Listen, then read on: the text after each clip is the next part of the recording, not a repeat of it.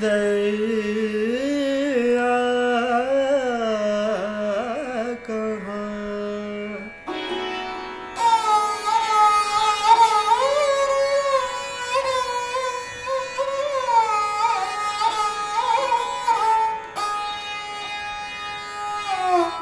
गए बोलो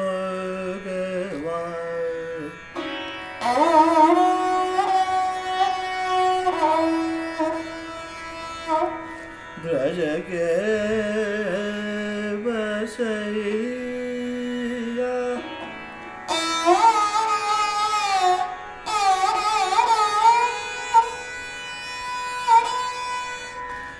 सारंगी itself a गाना, अ वोकल। जो गाने में मुमकिन है वो सब इसके करीब, सबसे करीब शायद ये गाने के करीब साज है। और इसका जो मेन का आप बता रहे हैं, इसके बहुत अलग अलग लोगों के मत हैं।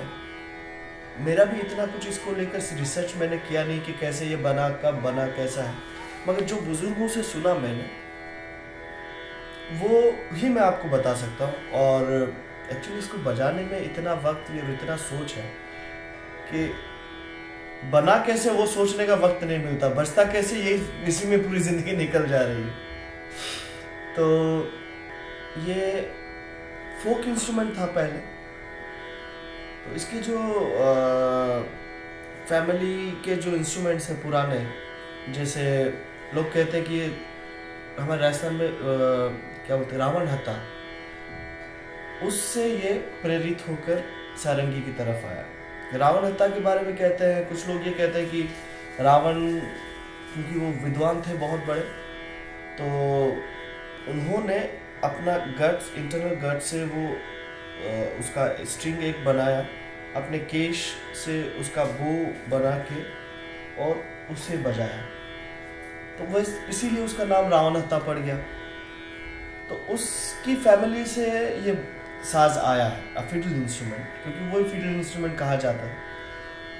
बट मेरा जो एक व्यू है वो ये कि अगर रावण हत्था से अगर ये प्रेरित है तो इसको भी उसी तरह से बजाना चाहिए था ना। I think it's more close to the violin technique, क्योंकि हाथ का बनावट उल्टा है, बोइंग भी यहाँ से है, जबकि सारंगी का बोइंग, सारंगी का जो रखने का जो है वो इस तरह से है, बोइंग भी एकदम ऑपोजिट हो गया।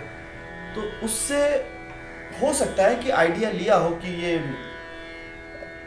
फिडल इंस्ट्रूमेंट को किस तरह से डेवलप किया जाए। बट इसके जो पुराने और जो वर्जन्स हैं, जैसे सिंधी सारंगी हमारे राजस्थान में होती है, कामायचा होता है और सुरिंदा जिसे कहते हैं, तो ये सारे इंस्ट्रूमेंट जो है वो फिडल ही है। मैंने कुछ एक बार बुक में देख रहा था, तब नेपाल में भी सारंगी के कुछ अलग शेप है, अलग उसका एक शेड है, अलग एक अंदाज है। पंजाब में सारंगी अलग तरह से कुछ है। तो basically what I just know that कि मेरे जो बुजुर्गों से मिला, जो मुझे सामने आया कि ये फोक का एक इंस्ट्रूमेंट था जिसको धीरे धीरे डेवलप किया गया। और ऐसा भी जैसे मेरे नाना ने मुझे बताया कि हज़रत अमीर खुसरो, जो कि शायद बहुत सारे इंडियन इंस्ट्रूमेंट के फाउंडर रहे, लाइक तबले के लिए भी यही कहते हैं कि हज़रत अमीर खुसरो ने उसको पखाव से काट कर बीच में उसका तबला का रूप बना।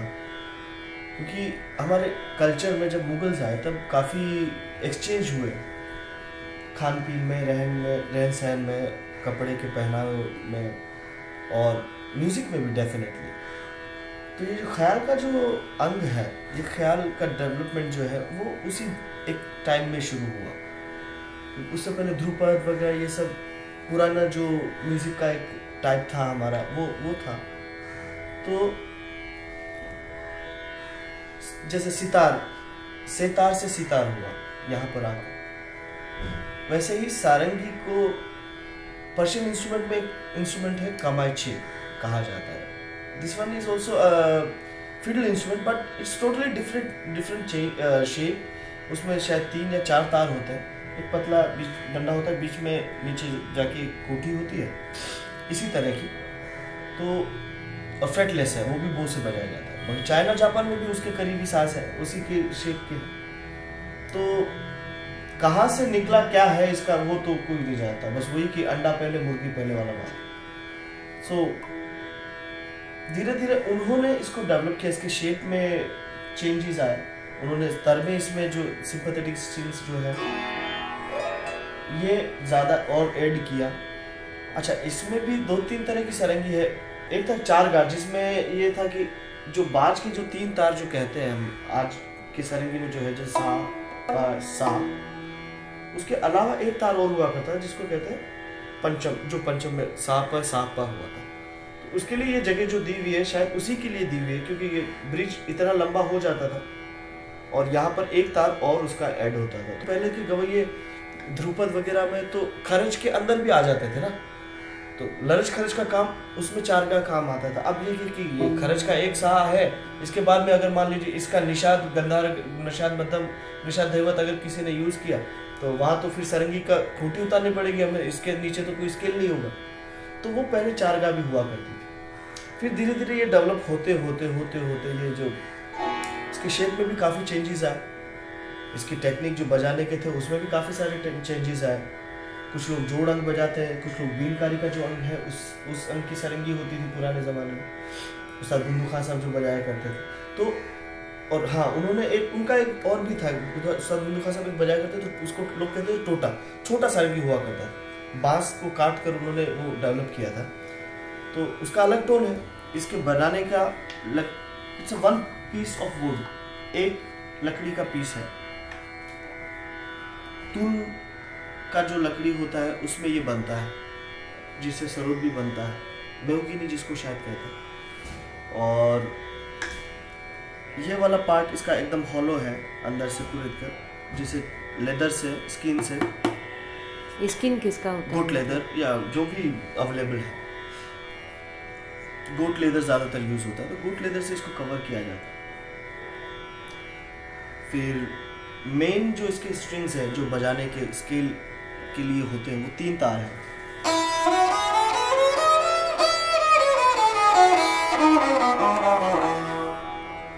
तो ये 3 तार इसके यूज होते हैं जो सा, पा और सा से ट्यून्ड होते हैं। कुछ रागों के अनुसार भी रहता है, सा म सा भी होता है। तो ये इसके 3 मेन तार होते हैं जिसको बजाने के लिए यूज किया जाता है। बाकी जो स्ट्रिंग्स है इसमें 39 स्ट्रिंग्स है, सिंपैथेटिक स्ट्रिंग्स जो है फॉर रिजोनेंस, जो इसको और साजों से अलग करती है, इसके टोन को, जो इसका रिजोनेंस है वो इन्हीं से है।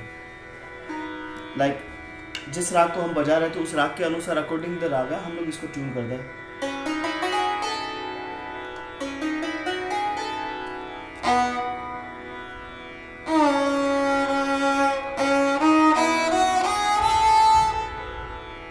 तो ये जो पीछे सस्टेन है वो इन तरंगों का है।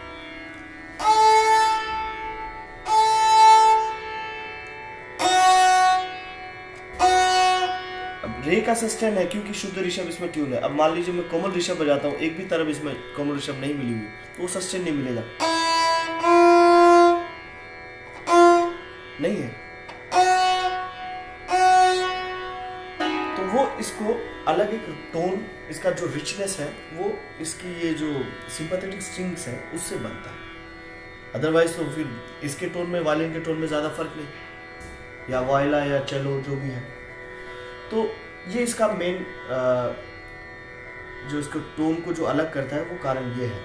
और इसका ये जो लेदर कवर जो है, होलो जो यहाँ पर है, उससे ये इसका जो रिचनेस है टोन का, साउंड का, वो इन चीज़ों से बनता है। ये जो 3 जो तार है मेन जो यूज होते हैं वो इंटेस्टाइन्स जो अपने गट्स, इंटरनल गट्स जो होते हैं ना, इंटेस्टाइन्स, उससे बनता है। उसको बड़ा बहुत अलग टेक्निक उसका एक है, पूरा फॉर्मेट, उसको सुखा के बल दे के बनाया जाता है। तो अभी इंडिया में तो बहुत कम हो गए हैं, तो मैं भी एक दोस्त है मेरे अमेरिका में, उनसे मंगवा लेता हूँ। अमेरिका ये अच्छा, ये स्ट्रिंग्स वहाँ पर यूज़ होते हैं हार्प में, वहाँ एक जो वेस्टर्न इंस्ट्रूमेंट है हार्प, उसमें यूज़ होता है। तो वो स्ट्रिंग्स वहाँ वो डेवलप बहुत अच्छे से हुआ है, मजबूत रहता है। यहाँ पे पुराने लोग थे, बनाने सारंगी बजाने वाले कम, बनाने वाले कम, तो इसके सामान भी नहीं मिलते। और बाकी तो जो स्टील या जो देसी तार होता है वो लोहे के बनते हैं।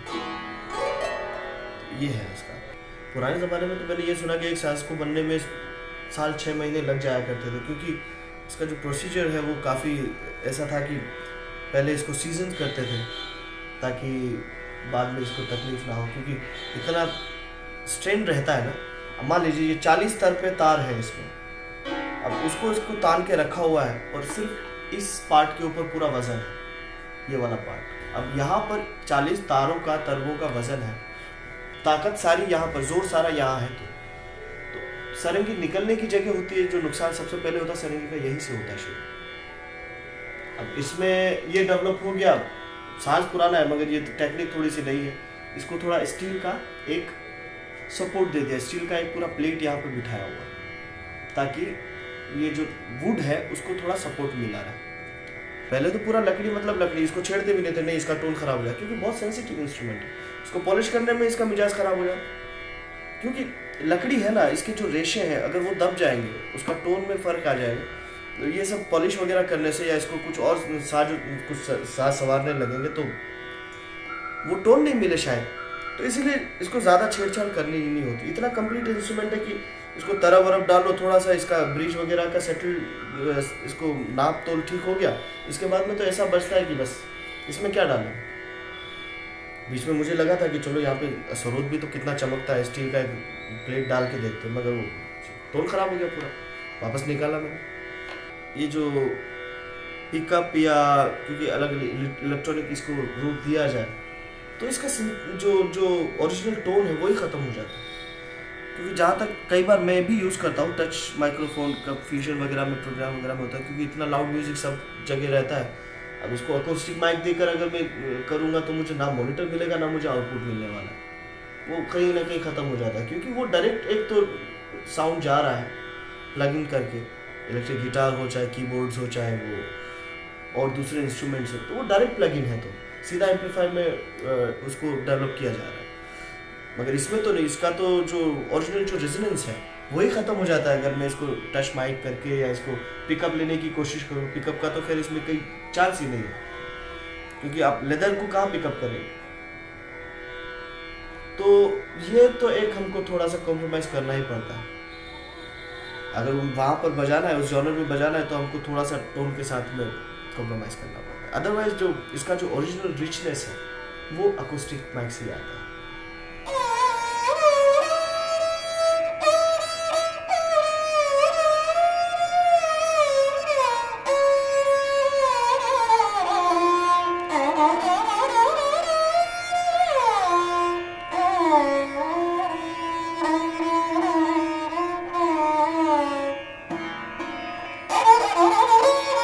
Oh